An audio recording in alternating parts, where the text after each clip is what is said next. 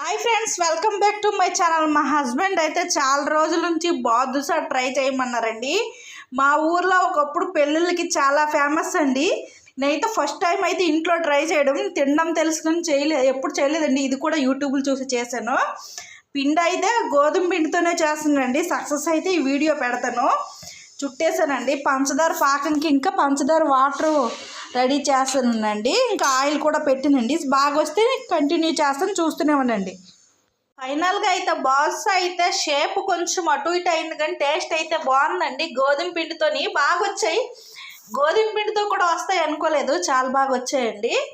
ఇంకా పాకం నుంచి తీసేస్తున్నాను. ఒక 10 నిమిషాలు ఉంచేయాలి. గోధుమ పిండి కాబట్టి ఒక 10 నిమిషాలు, లేదు మైదా పిండి అయితే ఇంకా బాగా పొంగుతాయి కాబట్టి ఒక 5 నిమిషాలు అయితే సరిపడుతుంది. నేను 10 నుంచి 15 నిమిషాల లోపే తీసేస్తున్నానండి. ఇవయ్యే. మరో వీడియోతో కలుద్దాం. బాయ్ ఫ్రెండ్స్, చూస్తూనే ఉండండి. మా ఛానల్ కొత్తగా చూస్తే ప్లీజ్ లైక్, షేర్, సబ్స్క్రైబ్.